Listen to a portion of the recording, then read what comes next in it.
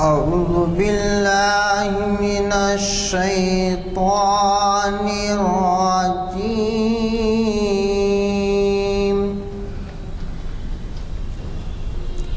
بسم الله الرحمن الرحيم.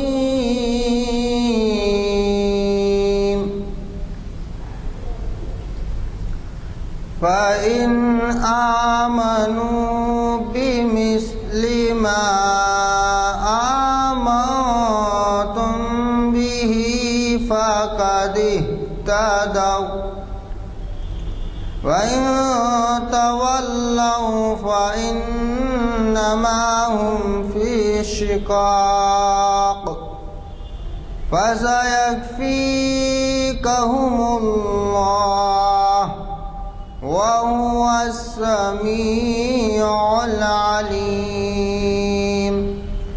صبغة الله ومن أحسن من الله صبغة ونحن له عابدون. صدق اللہ العظیم. اعلان کیا گیا تھا جماعت کے بعد کہ آج ہماری تاریخ اسلام کی نشست 668ویں ہے اور اس میں بہت ہی اہم عنوان حضرت حسن بصری کے صاحب کے تعلق سے خطاب ہوگا. یہ ایک تاریخ ساز شخصیت رہے ہیں اور اس پر ایسے ایک عالم آپ سے مخاطب ہو رہے ہیں جو پریزیڈنٹ کے ایوارڈ یافتہ ہے. پروفیسر سید راشد نسیم ندوی صاحب نے ہمیں کئی خطابات سے نوازا ہے اور بدقسمتی سے انہیں زیادہ ٹائم نہیں ملتا اور ہر جگہ ان کی مانگ ہوتی ہے تو صرف مہینے میں ایک وقت ایک خطاب کرتے ہیں. اور یہی وجہ ہے کہ آج باوجود اس کے کہ اردو ہال میں اقبال کی یاد میں ایک جلسہ منایا جا رہا ہے لیکن ہم نے اس جلسے کو منسوخ نہیں کیا ہے یہاں کی شام، کیونکہ پھر وہ گیپ ایسا آ جاتا ہے کہ ان کو 2-3 مہینے سننے کا موقع نہیں ہوتا. آپ سے بھی گزارش ہے کہ یہاں سے اردو ہال چلیے، بعد مغرب کچھ دیر کے لیے چائے نوشی کے بعد جلسے کا آغاز ہو جائے گا. یاد اقبال جو جلسہ ہے اس کی ایک اور اہمیت یہ بھی ہو گئی ہے کہ ہمیں ایسا موقع ملا ہے کہ آپ کے ہی جانے پہچانے مستر مجاز صاحب کو تہنیت پیش کریں گے ہم، کیونکہ انہیں بین الاقوامی ایوارڈ ہے غالب اکیڈمی کا، اس سے نوازا گیا ہے اور وہ یہاں پر 100 سے زائد نشستوں کو مخاطب کر چکے ہیں. فارسی کلام کا ترجمہ اردو میں کیا ہے انہوں نے، جو بین الاقوامی طور پر مانا جاتا ہے. اور یہی نہیں بلکہ ان کے خطابات جو ہے بڑے اہم ہوتے ہیں اور اخبارات کافی اہم مقامات اور سرخیاں دے کر شائع کرتے ہیں. مستر مجاز صاحب تعارف کے محتاج نہیں ہیں، وہ ایک بین الاقوامی شخصیت بن چکے ہیں علامہ اقبال کے فارسی کلام کا اردو میں ترجمہ کرنے کے بعد. تو میری گزارش ہے کہ کچھ لمحات وہاں گزاریے. علامہ اقبال کو شاعر اسلام کہا گیا ہے، تو اس لیے میں آپ سے گزارش کر رہا ہوں کہ کچھ دیر کے لیے، آپ کو تو معلوم ہے 9 نومبر کو ان کی پیدائش ہوئی اور ہوا یہ کہ ہمارے پاس کی کئی تنظیموں نے، ادبی تنظیموں نے جو مختلف عنوانات سے خطابات ارینج کرتے ہیں، انہوں نے یاد اقبال منائی، یعنی اقبال ڈے منایا یا پیدائش یوم پیدائش منایا. لیکن ہم نے چونکہ ہم ہر ہفتہ ان کو یاد کرتے ہیں، علامہ اقبال کو قرآن حدیث اور تاریخ اسلام کے سلسلے میں ان کا جو کچھ کارنامہ ہے آپ واقف ہیں، تو ہم نے یہ سوچا کہ مہینے کے ختم پہ ہم منائیں گے، دوسروں کو تاریخ کی سہولت تو نہیں. چنانچہ اب 29 نومبر یعنی آج یہ اجتماع ہے، اس کو مت مس کیجیے، بڑے پیمانے پر ہو رہا ہے اور آپ کو بہت ہی عالم ملیں گے سننے کو. ایک تو پروفیسر اشرف رفیع ہیں، اشرف رفیع صاحبہ ہماری انجمن ترقی اردو کے نائب صدر بھی ہیں اور ابوالکلام آزاد انسٹیٹیوٹ کے صدر بھی ہیں. اور اس کے علاوہ پروفیسر خواجہ ناصر الدین سے آپ واقف ہیں، وہ بھی ہمیں یہاں خطاب کرتے ہیں. وہ بھی ایک مشہور اسکالر ہیں میں گزارش کرتا ہوں کہ یہاں سے سیدھے آپ جب چھٹیں گے تو وہیں آئیے، اگر وقت ملا تو وہاں مغرب پڑھیے، نہیں تو یہاں مغرب پڑھ کے وہاں سیدھے آئیے۔ میں اب آج کے فاضل مقرر محترم جناب سید راشد نسیم ندوی صاحب سے استدعا کرتا ہوں کہ وہ اپنے خطاب سے نوازیں۔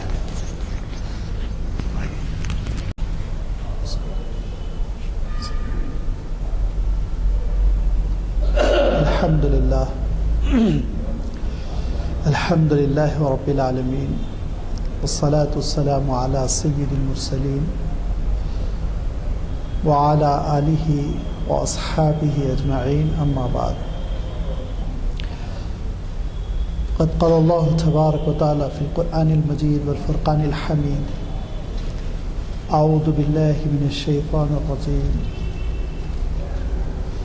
السابقون الاولون من المہاجرین والانصار والذین اتبعوهم بإحسان رضی اللہ عنہم ورضوا عنہ وأعد لهم جنات تجری تحتها الأنہار خالدین فیها ابدا ذلك الفوز العظیم، صدق اللہ العظیم۔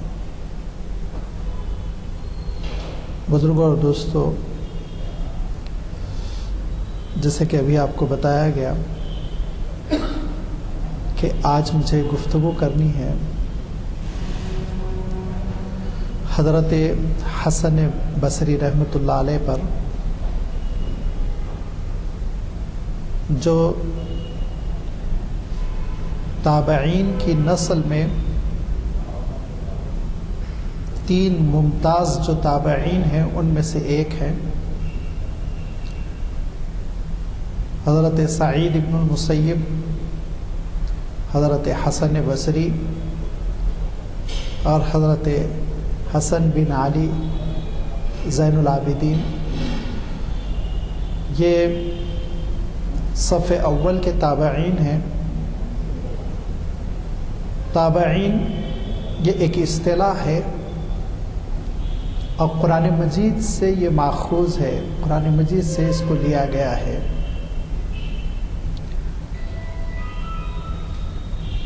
تابعین کہتے ہیں ان بزرگوں کو جنہوں نے صحابہ رضوان اللہ تعالی علیہم اجمعین کو پایا، ان کی صحبت حاصل کی، ان سے استفادہ کیا، ان کی مجلسوں میں بیٹھے۔ جس طرح صحابی کہتے ہیں ان حضرات کو جنہوں نے اللہ کے رسول صلی اللہ علیہ وسلم کو حالت ایمان میں دیکھا ہو۔ اللہ تعالیٰ نے قرآن مجید میں یہ ارشاد فرمایا، السابقون الاولون من المہاجرین والانصار، پہل جنہوں نے سبقت کی اسلام کی طرف، ہجرت کرنے والوں میں سے اور نصرت کرنے والوں میں سے۔ آپ جانتے ہیں کہ ہجرت کرنے والے وہ مکہ مکرمہ کے صحابہ ہیں، نصرت کرنے والے انصاری صحابہ، انصار جن کو کہتے ہیں، وہ مدینہ منورہ کے وہ صحابہ ہیں جن میں سے بیشتر کا تعلق قبیلہ اوس اور قبیلہ خزرج سے۔ صحابہ میں بھی اللہ تعالیٰ نے مراتب ملحوظ رکھے ہیں اور مراتب میں ان کو تقسیم کیا ہے، اور قرآن مجید میں جو ارشادات وارد ہوئے ہیں اس کی روشنی میں سب سے پہلا فضیلت والا درجہ تو خلفائے راشدین کا ہے۔ دوسرا آپ جانتے ہیں عشرہ مبشرہ کا مقام ہے۔ تیسرا بدری صحابہ کا مقام ہے جو غزوہ بدر میں شامل ہوئے تھے۔ چوتھا بیعت الرضوان میں جو صحابہ شامل تھے ان کا مقام ہے۔ صلح حدیبیہ کے موقع پر جو حضور اکرم صلی اللہ علیہ وسلم نے اپنا دست مبارک پیش فرمایا تھا اور اس پر بیعت لی تھی، اس کو بیعت الرضوان کہتے ہیں۔ اس میں جو حاضر تھے ان کا چوتھا مقام ہے۔ پانچواں مقام ان کا ہے جو فتح مکہ سے پہلے جنہوں نے اسلام قبول کر لیا، اور پھر اس کے بعد سے ان عام صحابہ کی باری آتی ہے جو فتح مکہ کے بعد جوق در جوق اسلام قبول کرتے چلے گئے، جن کے بارے میں اللہ تعالیٰ نے قرآن مجید میں ارشاد فرمایا کہ وَرَأَيْتَ النَّاسَ يَدْخُلُونَ فِي دِينِ اللَّهِ أَفْوَاجًا، کہ اے نبی آپ مشاہدہ کر رہے ہیں، دیکھ رہے ہیں کہ لوگ فوج در فوج اسلام میں داخل ہو رہے ہیں۔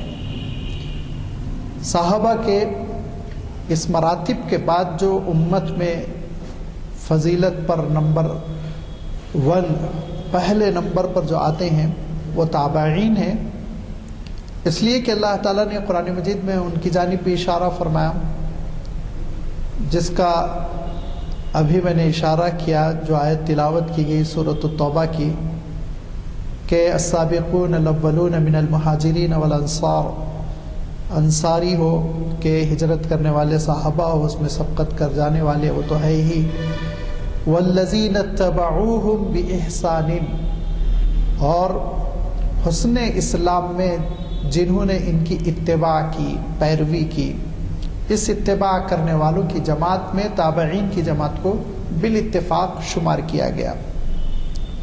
اور رضی اللہ عنہم، اللہ تعالیٰ ان سے راضی ہوا، ورضوا عنہ، وہ اللہ سے راضی ہیں، وَأَعَدَّ لَهُمْ، اور اللہ نے ان کے لیے تیار کر لیا ہے جناتین، ایسے باغات، تجری تحتها الانہار، جس میں کہ نہریں بہہ رہی ہیں، خالدین فیہا ابدا، وہ اس میں ہمیشہ رہیں گے۔ ذالک الفوز العظیم، یہ سب سے بڑی کامیابی ہے جو اس جماعت کو یا انسانوں میں سے کسی کو بھی ملے کہ جنت میں داخل ہونے کا پروانہ مل جائے۔ تابعین، ان کا تذکرہ یا ان کا اشارہ احادیث میں بھی موجود ہے، کیونکہ اللہ کے رسول صلی اللہ علیہ وسلم ارشاد فرماتے تھے خیر القرون قرنی، سب سے اچھی نسل تو میری نسل ہے، ثم الذین یلونہم، دوسرے نمبر پر اس نسل سے استفادہ کرنے والی نسل، سیکنڈ جنریشن، ثم الذین یلونہم، اور پھر تیسرے نمبر پر تابعین سے جو استفادہ کرے گی، جن کو ہم تبع تابعین کہتے ہیں۔ اس کے بعد اللہ کے رسول صلی اللہ علیہ وسلم نے تذکرہ نہیں فرمایا، اسی لیے اسلامی تاریخ میں دور صحابہ، دور تابعین، دور تبع تابعین، یہ تین کو الگ کیا جاتا ہے، علیحدہ کیا جاتا ہے، اور ان کا ذکر خاص الفاظ میں کیا جاتا ہے۔ اس کے بعد سے پھر عمومی مسلمانوں کی تاریخ شروع ہو جاتی ہے۔ تابعین کا دور بڑا بھلائی کا دور تھا، آپ جانتے ہیں کہ انہوں نے صحابہ کی تربیت میں آنکھیں کھولی تھی، وہ پروان چڑھے تھے اس وقت صحابہ پھیلے ہوئے تھے، جس کی وجہ سے انہوں نے سچے اور اچھے اسلام کو دیکھا تھا۔ کیونکہ صحابہ کا عالم یہ ہے کہ حضرت عبداللہ ابن مسعود رضی اللہ تعالیٰ عنہ فرماتے تھے اپنے شاگردوں اور اپنے ان لوگوں سے جو آپ کی تربیت میں تھے، اپنے چھوٹوں سے خطاب کرتے ہوئے ارشاد فرماتے تھے دیکھو اگر تم کو پیروی ہی کرنی ہے تو ان صحابہ کی پیروی کرو جو اکثر و بیشتر وفات پا چکے ہیں۔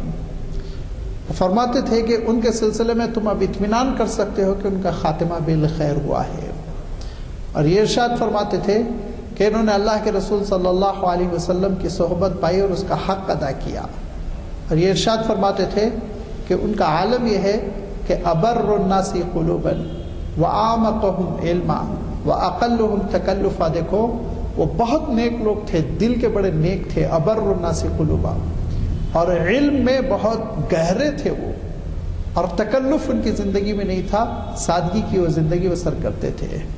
یہ صحابہ کی وہ جماعت تھی جن کو تابعین نے دیکھا اور جن سے استفادہ کیا، جن کی تربیت میں وہ رہے، تو بہت ہی بڑے بڑے تابعین ہوئے اور انہوں نے بہت بڑے بڑے کارنامے انجام دیے۔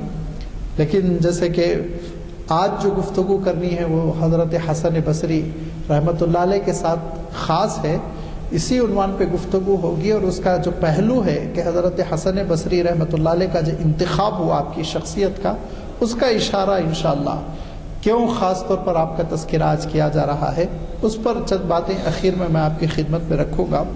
اس سے پہلے حضرت حسن بصری رحمۃ اللہ علیہ کی ہم شخصیت کو سمجھ لیں کہ حضرت عمر فاروق رضی اللہ تعالیٰ عنہ کے دور خلافت میں پیدا ہونے والا یہ وہ لڑکا ہے جو ام المؤمنین حضرت ام سلمہ رضی اللہ تعالیٰ عنہا کی باندی کے بطن سے پیدا ہوئے۔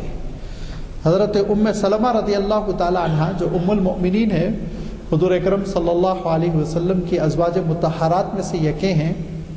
ان کی ایک باندی تھی اور اس باندی کے بطن سے جو صاحبزادے پیدا ہوئے وہ حضرت حسن کے نام سے موسوم ہوئے، اور ان کے والد ماجد وہ بھی اتفاقاً غلام تھے لیکن آزاد کیے گئے. ان کا نام یسار تھا.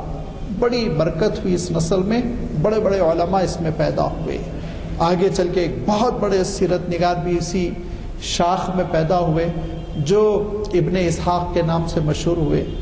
تو یہ حضرت یسار والد ہے اور ان کی اہلیہ باندی ہیں حضرت ام سلمہ رضی اللہ تعالی عنہ کی.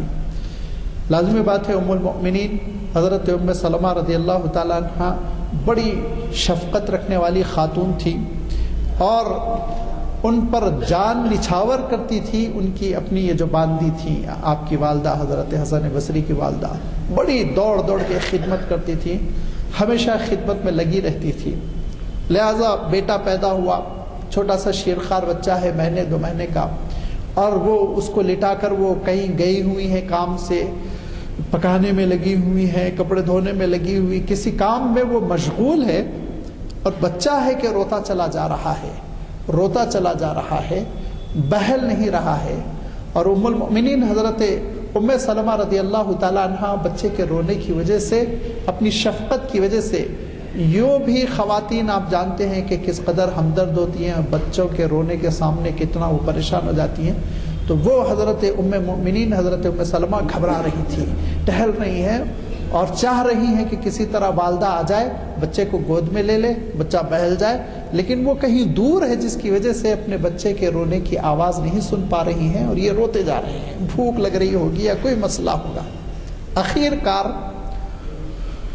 ام المؤمنین ساری امت کی ماں حضرت ام سلمہ مجبور ہو کر ان کو گود میں اٹھاتی ہیں. گود میں اٹھانے کے بعد سے محسوس کرتی ہیں کہ یہ پیاسا اور بھوکا ہوا جا رہا ہے، اور ان کے اندرون میں جو ایک نسوانی جذبہ ہے، ممتا، شفقت، ممتا کا جذبہ، وہ امڑ آئی جب بچے کو انہوں نے گود میں لیا. اور بے اختیار ام المؤمنین نے بچے کو فیڈ کر دیا.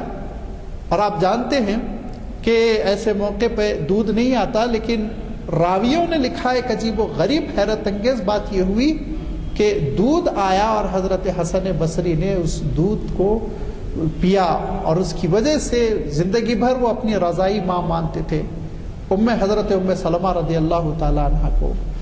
اور مورخین لکھتے ہیں کہ آگے چل کے حضرت حسن بصری جو فصیح اللسان ہوئے، جن کے بارے میں یہ کہا گیا ہے بالاتفاق افصح اللسان کہا گیا ہے، اپنے اس جنریشن میں، اس نسل میں سب سے فصیح عربی بولنے والا اگر کوئی ہے تو حسن بصری. تو اس کا سبب بھی مورخین نے یہی بیان کیا. طبقات ابن سعد میں ابن سعد نے اس واقعے کو لکھا کہ شاید وجہ یہی ہے کہ ان کو ام المؤمنین سے رشتے رضاعت حاصل ہے، وہ رضائی ماں کے درجے میں تھی حضرت حسن بصری. اب آپ سوچئے کس گود میں پروان چڑھے، کس گھر میں پروان چڑھے. لہذا حضرت حسن بصری رحمۃ اللہ علیہ بیان کرتے تھے کہ میں بالکل بے تکلف ام المؤمنین حضرت ام سلمہ کے گھر آتا جاتا، اٹھتا بیٹھتا، یہاں تک کہ ان کی وفات ہو گئی. میں 12-13 سال کا جب تک ہوا تو مجھے کبھی کوئی ایسا نہیں محسوس ہوا کہ میں کسی اجنبی کے گھر جا رہا ہوں. ایسا لگتا تھا میں اپنی ماں کے گھر جاتا ہوں. لہذا حضرت حسن بصری نے ایک طرف حضرت ام سلمہ کی تربیت پائی، یہ کیا کافی ہے. اب آپ سوچئے حضور اکرم صلی اللہ علیہ وسلم کے ازواج مطہرات میں سے حضرت ام سلمہ ان کو مختلف کاموں سے بھیجا کرتی تھی بچپن میں، جیسے کہ ہوتا ہے ہم بھی اپنے گھروں میں دیکھتے ہیں بچوں کو دے کر سامان، جاؤ پڑوس میں دے دو، ادھر دے دو. تو حضرت عائشہ رضی اللہ تعالیٰ عنہ کے پاس بھیجا کرتی تھی. تو وہ بے تکلف آیا جایا کرتے تھے حضرت عائشہ رضی اللہ تعالیٰ عنہ کے حجرے میں. وہاں ان کی حاضری ہوتی رہتی ہے. اور حضرت عائشہ آپ جانتے ہیں وہ تو علم کا سرچشمہ تھی، اور ان سے علم حاصل کرنے کے لیے پس پردہ صفیں لگتی تھی، اور اکابر تابعین بیٹھے ہوئے احادیث سنتے تھے. تو حضرت حسن بصری کو اس بات کا بھی موقع ملا کہ ام المؤمنین حضرت عائشہ رضی اللہ تعالیٰ عنہ کو دیکھے، ان سے استفادہ کرے. خیر وہ دھیرے دھیرے کچھ بڑے ہو گئے. جب بڑے ہو گئے، جب ہوش سنبھالا تو مدینہ منورہ میں 70 صحابہ بقید حیات تھے، 1-2 نہیں، 70 صحابہ بقید حیات تھے. جن سے حضرت حسن بصری رحمۃ اللہ علیہ نے اچھی طرح استفادہ کیا شعور کے ساتھ سن بلوغ کو پہنچنے کے بعد. اس وجہ سے حضرت حسن بصری رحمۃ اللہ علیہ کا علم راست صحابہ سے حاصل کیا ہوا علم ہے، اور اس علم کے بارے میں آپ فیصلہ کر سکتے ہیں کہ اس قدر درجہ استناد و اعتبار کو پہنچا ہوا ہوگا جو صحابہ سے حاصل شدہ ہے. حضرت حسن بصری نے 12 سال کی عمر میں حفظ مکمل کر لیا، تو آپ کو زیادہ حیرت نہیں ہونا چاہیے، اس لیے کہ آپ اخبارات میں تصویر دیکھتے ہوں گے بچہ 8 سال میں حفظ کر لیا گلپوشی، بچہ 10 سال میں حفظ کر لیا. تو حضرت حسن بصری نے 12 سال میں کیا تو یہ تو ایک روٹین کی سی بات ہوئی. نہیں، عجیب و غریب بات یہ ہے جس کو تاریخ میں بہت وضاحت کے ساتھ لکھا گیا کہ حضرت حسن بصری بیان کرتے تھے میں حفظ کرتا تھا اور اس وقت تک دوسری سورت نہیں شروع کرتا تھا، اس وقت تک دوسری سورت کو یاد کرنا اور دوسری سورت کا حفظ نہیں شروع کرتا تھا جب تک جو سورت میں حفظ کر چکا ہوں اس کی تفسیر، تعویل، شان نزول، ناسخ و منسوخ پوری چیزیں معلوم نہ کر لو.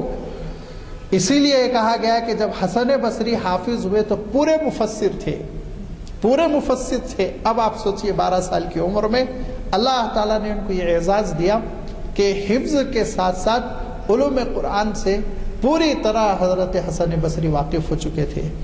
رہا علوم حدیث کا مسئلہ اور علوم فقہ کا مسئلہ، تو بالاتفاق حضرت حسن بصری سرخیل علماء ہیں.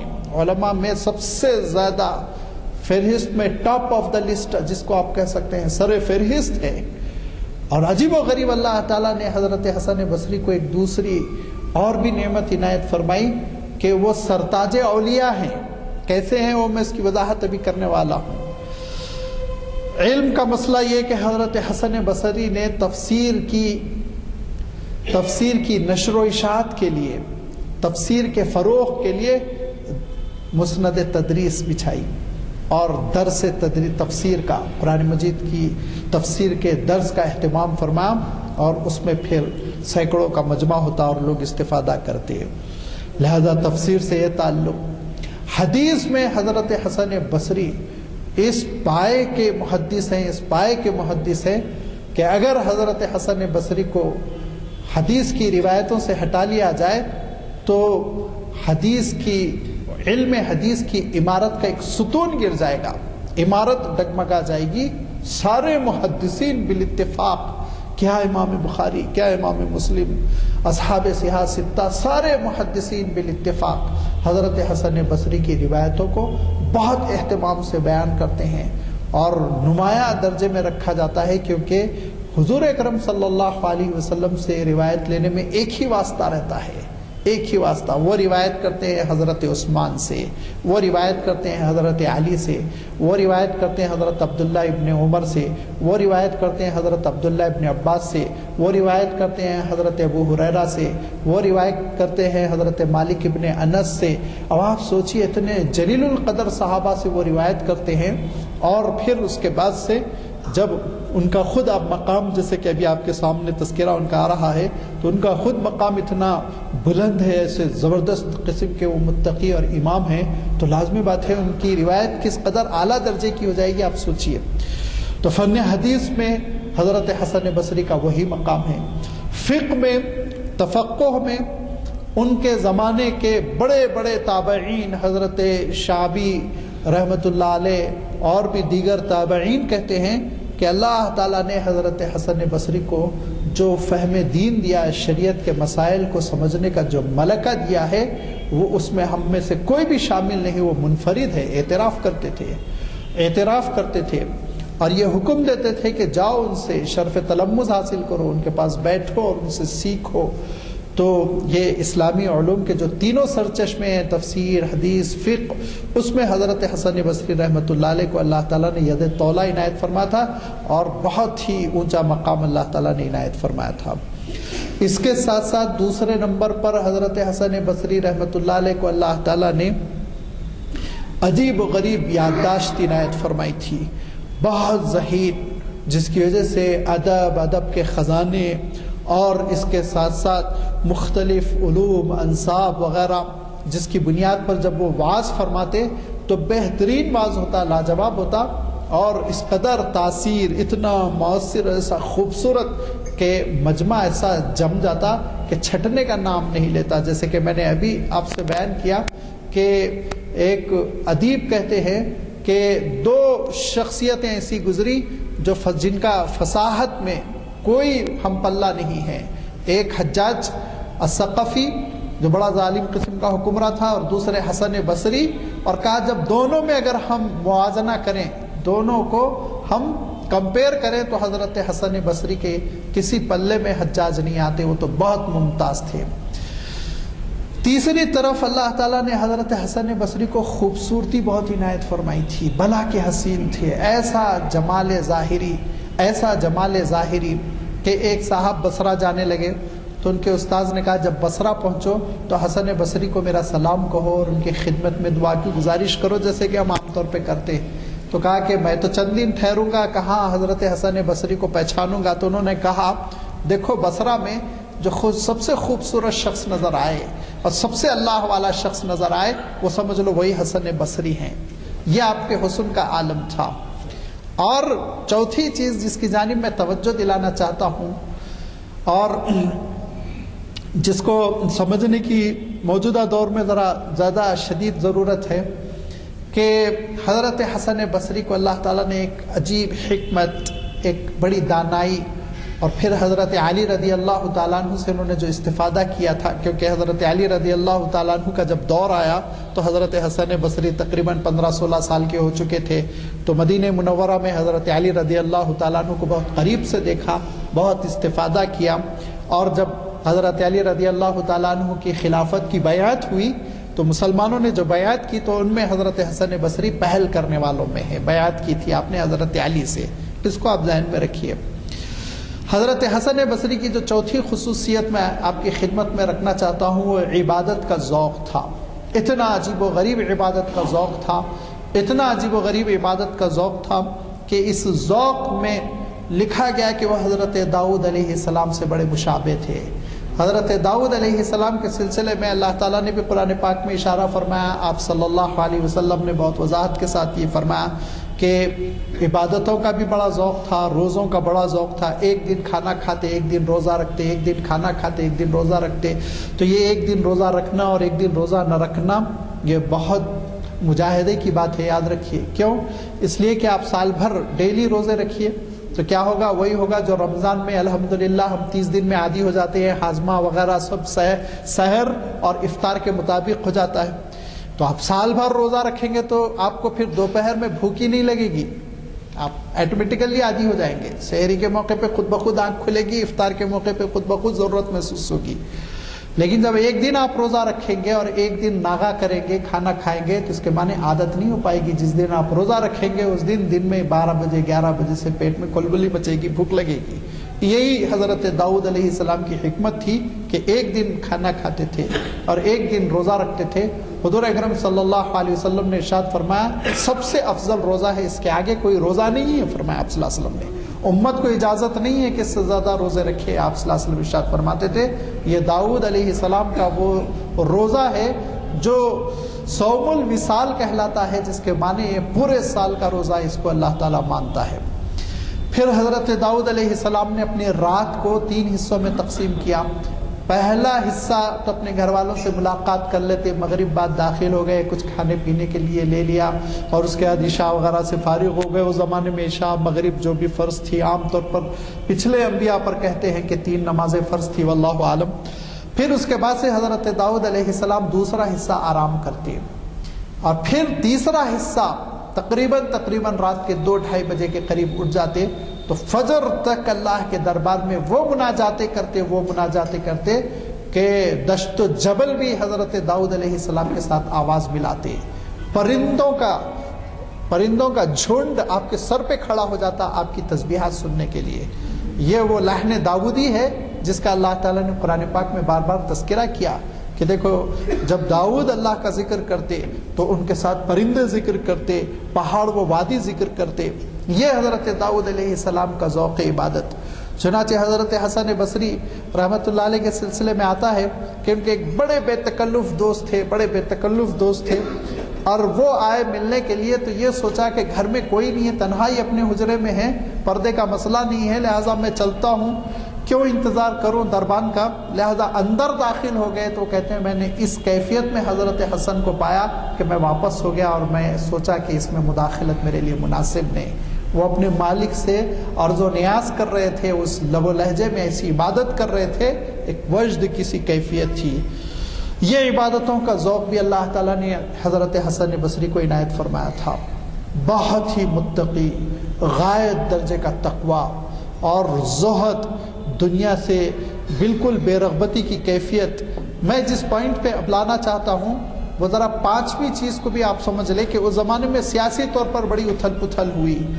سن 60 ہجری میں آپ جانتے ہیں کہ حضرت حسین رضی اللہ تعالیٰ عنہ کا واقعہ پیش آیا کربلا کا، اور پھر یزید کی حکومت، اور اس کے بعد سے پھر انتشار۔ تو اس موقع پہ ایک گورنر مقرر ہوا پورے ہی عراق کا، اور بہت بڑے محل میں اس کو رہنے کے لیے جگہ دی گئی۔ تو حضرت حسن بصری کو بعض اور بزرگوں کے ساتھ پکڑ کر لایا گیا کہ یزید کے ہاتھ پر بیعت کرو، کہو امیر المومنین ہے یزید۔ جو لوگ حضرت حسن بصری رحمۃ اللہ علیہ سے پیش رو تھے وہ تو حکمت کی بات کر کے، پولیٹک کی بات کر کے نکلتے چلے گئے۔ جب حضرت حسن بصری کی بات آئی تو کہا کہ بھائی کسی چیز پہ مجبور نہ کرو، ہم لوگ اب امن پسند شہری ہیں، ہم زندگی بسر کر رہے ہیں، یہ کیا ہے تم پکڑ کے ہم کو لے کر آتے ہو۔ ابن حبیرہ اس کا نام تھا، ابن حبیرہ تھا۔ تو اس نے جواب دیا امیر المؤمنین، اس کا جواب میں کہہ رہا ہوں، ابن حبیرہ کے الفاظ میں نقل کر رہا ہوں۔ ابن حبیرہ نے کہا کہ امیر المؤمنین یزید نے مجھے یہ حکم دیا ہے کہ میں بیعت لوں، اور جو بیعت نہ کرے ان کو میں خارج از اسلام سمجھوں، اور ان کو میں سخت سزا سے دوچار کروں۔ تو جب حضرت حسن بصری گرم ہو گئے، اور گرم ہونے کے بعد کہا کہ اس بڑے محل میں رہنے والے ابن حبیرہ، یاد رکھ چند ہی دنوں کے بعد ایک فرشتہ آئے گا، اس قصر سے نکال کے قبر میں پہنچا دے گا، جو بہت تاریک ہوگی، اور اس وقت اس اندھیری قبر میں جب تو پڑا رہے گا تو اس وقت یاد کر لے اس بات کو کہ اللہ تجھے یزید سے بچائے گا، یزید تجھے اللہ سے نہیں بچا سکے گا۔ کان کھول کر سن لے۔ اس پہ لرزہ طاری ہو گیا، گھبرا گیا، اور اس کے بعد معافی مانگی، کہا کہ آپ اپنے کام سے کام رکھیے۔ اس کے بعد کسی نے حضرت حسن بصری کو چھیڑنے کی کوشش نہیں کی، پھر اپنا کام کرتے رہے۔ تو حضرت حسن بصری جس چیز کی طرف میں دھیرے دھیرے آ رہا ہوں، آدھا عنوان ہوا میرا حضرت حسن بصری، آدھا ہے ایک تاریخ ساز شخصیت، تاریخ کیسے بدلی حضرت حسن بصری نے۔ حضرت حسن بصری نے یہ ارشاد فرمایا کہ ظالم بادشاہوں نے ہم پر ظلم کر کے، ہم کو مجبور کر کے سیاست اور حکومت کی بیعت ہم سے لینی شروع کر دی، ہم مجبور ہو رہے ہیں۔ اور آپ نے اپنے چاہنے والوں میں باز کرتے ہوئے بار بار یہ ارشاد فرمایا، یہ ہمارے گناہوں کا نتیجہ ہے کہ اللہ تعالیٰ ہم پر ظالم حکمرانوں کو مسلط فرما رہا ہے۔ یہ قرآن پاک کا بھی اشارہ ہے، حضور اکرم صلی اللہ علیہ وسلم کے ارشادات بھی اس بات کے غماز ہیں کہ جب امت سیاہ کار ہو جاتی ہے تو ان پر ظالم بادشاہوں کو مسلط کیا جاتا ہے۔ لہذا حضرت حسن بصری نے کہا کہ دیکھو یہ ہمارے گناہوں کا نتیجہ ہے کہ ہم پہ دنیا دار ظالم قسم کے بادشاہوں کو مسلط کیا گیا، اور اس سے نکلنے کا جو حل ہے، اس مصیبت سے نکلنے کا جو حل ہے وہ توبہ ہے اور استغفار ہے، اللہ سے رجوع کرنا ہے۔ تو لوگوں سمجھنے کی کوشش کرو، ظالموں نے دنیا کے لیے مجبور کر کے ہم کو اپنے ہاتھوں پر بیعت کرنے پر مجبور کیا ہے، اور ہم نے ان سے بیعت کی، تو پھر ہم محسنین پر، یعنی محسن کے معنی نیکوکار، احسان کرنے والا نہیں، تو ہم صالحین کے ہاتھوں پر، نیکوکاروں پر، ان کے ہاتھوں پر دینداری کی بیعت کیوں نہیں کرتے؟ یہ میرا ہاتھ ہے، دیکھو، جس نے حضرت علی رضی اللہ تعالیٰ عنہ کے ہاتھ پر بیعت کی تھی مدینہ منورہ پر ممبر رسول پر، جب وہ بیٹھے تھے اور امیر المومنین بنائے گئے تھے تو میں نے بیعت کی تھی۔ ان کی آخری خلافت ایسی خلافت تھی جو دین اور دنیا کی جامع تھی، اب بانٹ دیا گیا، دنیا کی بیعت تم سے لی جا رہی ہے، دین کی بیعت نہیں لے رہی، تو یہ تم میرا ہاتھ لو، اس پہ بیعت کرو، اس پہ بیعت کرو اور عہد کرو کہ میں اللہ کے ساتھ، کسی کو شریک نہیں کروں گا، جو کروں گا اخلاص کے ساتھ کروں گا، میں نفاق سے بری زندگی بسر کروں گا، میں حرام کاری سے اجتناب کروں گا، اور میں ہمیشہ حلال پر اکتفا کروں گا، فرائض کی ادائیگی میں زندگی میں کوتاہی نہیں کروں گا، یہ لو میرا ہاتھ ہے اور اس کو حضرت علی کا ہاتھ سمجھو اور بیعت کرو۔ اور حضرت علی نے حضرت عثمان سے، اور حضرت عثمان نے حضرت عمر سے، اور حضرت عمر نے حضرت ابوبکر سے، اور حضرت ابوبکر نے اللہ کے رسول سے۔ یہ سلسلہ ہے بیعت کا، لہذا اللہ کا رسول اور اسی سلسلے کو سمجھتے ہوئے بیعت کرو۔ لہذا لوگ لاکھوں کی تعداد میں حضرت حسنی کے ہاتھ پر تائب ہوتے اور بیعت کرتے، اور بیعت کرنے کے بعد آپ کی تربیت میں رہتے، آپ ان کی تربیت فرماتے۔ جب اطمینان ہو جاتا ہے کہ یہ علوم تفسیر میں، علوم حدیث میں، فقہ اسلامی میں ضرورت بھر دستگاہ حاصل کر چکا ہے، اور اس کے ساتھ ساتھ اس کے اندر اب اصلاح کرنے کا ملکہ پیدا ہو گیا، تو کہتے جاؤ تم بھی بیعت لو، تم چلے جاؤ فلاں علاقے میں۔ لہذا سلاسل تصوف یہاں سے نکلے، بیعت کا جو سلسلہ نکلا یہاں سے نکلا۔ اسی لیے اہل اللہ نے بالاتفاق لکھا سرتاج اولیاء حسن بصری ہے۔ جتنے بزرگ ہیں، چاہے شیخ عبد القادر جیلانی رحمۃ اللہ علیہ، چاہے شہاب الدین سہروردی رحمۃ اللہ علیہ، چاہے بہاؤالدین خواجہ بہاؤالدین نقشبند رحمۃ اللہ علیہ، سارے سلسلے ختم ہوتے ہیں جا کے حضرت حسن بصری، اور حضرت حسن بصری سے حضرت علی رضی اللہ تعالیٰ عنہ سے ہو کر حضور اکرم صلی اللہ علیہ وسلم پر منتہی ہوتے۔ یہ ہے وہ بیعت کا سلسلہ، جس کے سلسلے میں عام طور پہ تھوڑا سا الرجی ہم محسوس کرتے ہیں۔ لازمی بات ہے، کسی وجوب کے درجے میں نہیں ہے، یہ کوئی ایسی تاکیدی بات نہیں ہے کہ بیعت نہ کرے تو انسان نعوذ باللہ گمراہ رہ جائے گا، نہیں۔ اگر آپ کے پاس کتاب و سنت ہے تو ماشاءاللہ کتاب و سنت پر عمل ہے تو آپ حق پر ہیں، لیکن ایک سلسلے کے سلسلے میں عام طور پر موجودہ دور میں بہت سوال کھڑا کیا جاتا ہے، تو یہ وہ سلسلہ ہے جو پھر چلتا چلا گیا اور ترقی کرتا چلا گیا۔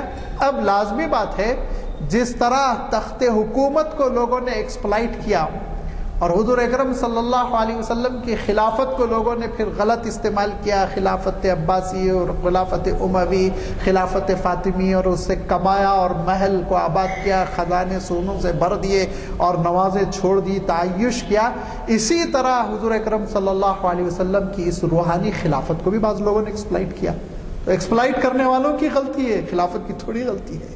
انہوں نے غلط استعمال کیا، اس کے ذریعے سے دکانداری کی، اس کے ذریعے سے پیسے کمائے، حالانکہ یہ سلسلہ تھا صرف تربیت کا، یہ سلسلہ تھا صرف روحانی ایک سفر کا، اور اس کو اسی حدود میں رہنے دینا چاہیے تھا۔ لیکن جب رسم و رواج آئے تو اس کی شکل بگڑی، جن کے پاس بگڑی ہے ان کے پاس بگڑ گئی۔ گنگا جب کشمیر سے نکلتی ہے دیکھیے کتنی صاف ستھری، آپ الہ آباد کے بعد کیوں دیکھتے ہیں جو پوری پولیوشن کے بعد سڑی ہوئی نالی کی طرح نظر آتی ہے؟ یہ ہے۔ تو حضرت حسن بصری رحمۃ اللہ علیہ، جن کے بارے میں لوگوں نے کہا کہ اتنا سنتوں پر عمل تھا، اتنا سنتوں پر عمل تھا کہ بڑے بڑے ممتاز علماء نے لکھا کہ اگر حضور اکرم صلی اللہ علیہ وسلم کے سراپا کو دیکھنا ہو تو حسن بصری کو دیکھو گے۔ یہ علماء نے لکھا ہے، آج تک تاریخ کی بڑی کتابوں میں یہ جملہ ہے کہ حضور اکرم صلی اللہ علیہ وسلم سے مشابہ ہو گئے تھے۔ کیوں؟ سنتوں پر عمل کی وجہ سے۔ بڑی عجیب و غریب عبادتوں سے مالا مال، اور علم کی خدمت اور روحانیت اور اخلاص و تقوی سے معمور زندگی بسر کی، اور بڑی اللہ تعالیٰ نے لمبی حیات، کم سے کم 90 سال تو تھی، اور بھی اگر روایتیں دیکھیں آپ تو بعض روایتوں کے اعتبار سے 100 سے متجاوز عمر آپ کی ہوئی، اور پھر آپ سن 112 ہجری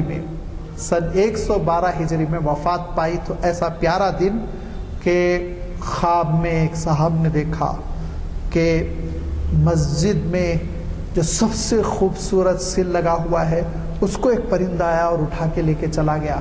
انہوں نے بہت بڑے خواب کے ایک ماہر تابعی تھے، آپ نے بھی نام سنا ہوگا، ابن سیرین، ان کی خدمت میں پیش کیا کہ میں عجیب و غریب خواب دیکھ رہا ہوں، جامع مسجد کی سب سے خوبصورت جو سیل ہے اس سیل کو لے کر ایک پرندہ اڑ گیا۔ تو کہا لگتا ہے آج حسن بصری کی وفات ہوگی۔ اس دن حضرت حسن بصری نے کہا کہ لکھنے والوں کو بلاؤ، کہا کہ حدیث لکھنے والے لوگ ہوا کرتے تھے اس زمانے میں، املا کرتے تھے استاذ، پرنٹنگ کا زمانہ نہیں تھا نا، تو کہا کہ حضرت کیا ایک دم ایسا تقاضا پیش، کہا فوراً بلاؤ، میرے پاس ایک حدیث رہ گئی ہے، میں اس کا املا کرانا چاہتا ہوں۔ املا کرنے والا آیا تو کہا یہ حدیث لکھ لو، یہ حدیث لکھ لو۔ اللہ کے رسول صلی اللہ علیہ وسلم نے ارشاد فرمایا، پورے احترام کے ساتھ حدیث بیان کی کہ من مات وهو يقول لا الہ الا اللہ محمد الرسول اللہ فقد دخل الجنہ، جو لا الہ الا اللہ محمد الرسول اللہ کہتے ہوئے وفات پائے وہ جنت میں داخل ہوگا، اور اس کے بعد آپ کی وفات ہو گئی، روح قبض ہو گئی۔ آخری حدیث جو آپ نے روایت کی، مجمع ٹوٹ پڑا۔ یہ جمعرات کی رات تھی، جمعہ کے دن نماز جمعہ کے بعد آپ کی تدفین ہوئی بصرہ کے باہر میدان میں۔ تو عالم یہ تھا کہ اس دن نماز عصر پوری کی پوری بصرہ کے باہر ہی میدان میں پڑی گئی، مسجدوں میں جماعت نہیں ہوئی۔ مورخین نے لکھا بصرہ کی مسجدوں میں عصر کی جماعت نہیں ہوئی، لوگ پورے باہر تھے، وہیں انہوں نے نماز ادا کی۔ تو دوستو بزرگوں، ایک چیز تو یہ تھی کہ حضرت حسن بصری رحمۃ اللہ علیہ نے ایک انداز اپنایا تھا تربیت کا، اور وہ بیعت کا سلسلہ چل پڑا۔ اس کے سلسلے میں بہت زیادہ ذہن میں تشویش نہیں ہونی چاہیے، یہ کوئی ایک بدعت ہے، نئی چیز ہے، ایسا نہیں ہے۔ ایک دینی مصلحت کے لیے وہ کام کیا گیا تھا، اس کا سلسلہ حضور تک پہنچتا ہے۔ اگر آپ اپنے زمانے میں کسی اہل اللہ کو پالیں جو کتاب و سنت کے مطابق ہے، آپ ان سے ضرور بیعت کر سکتے ہیں۔ نہیں پائے، آپ کو اطمینان نہیں ہے، تو آپ خود کتاب و سنت پر عمل کیجئے، جھگڑے کا یہ موضوع نہیں ہے۔ دوسری بات میں جو آپ کی خدمت میں رکھنا چاہتا ہوں، چونکہ مجھے تاکید کی گئی جلدی ختم کر دوں، جشن اقبال میں یا یوم اقبال کیا ہے آپ کو جانا ہے۔ دوسری بات یہ، آپ کو بھی جانا ہے،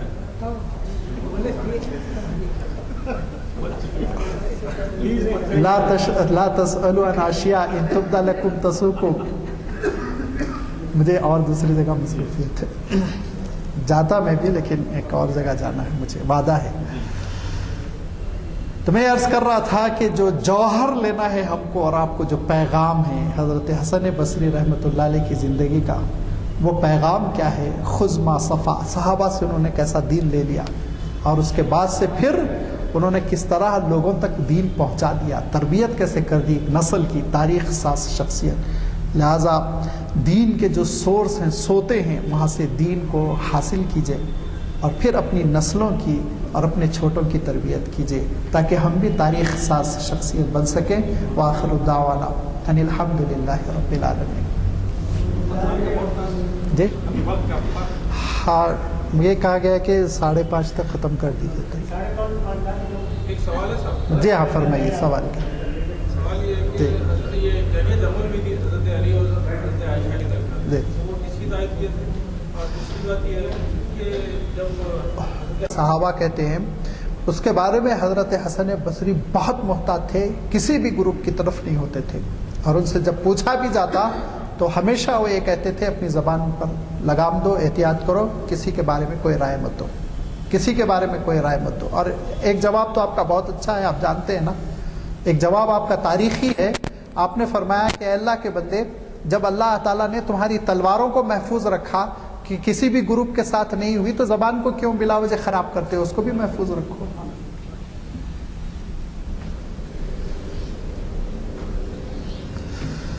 اللهم لك الحمد كما ينبغي لجلال وجهك وعظيم سلطانك، والصلاة والسلام على حبيبك ورسولك محمد آله وأصحابه۔ ربنا ظلمنا أنفسنا وإن لم تغفر لنا وترحمنا لنكونن من الخاسرين۔ ربنا لا تزغ قلوبنا بعد إذ هديتنا وهب لنا من لدنك رحمة إنك أنت الوهاب۔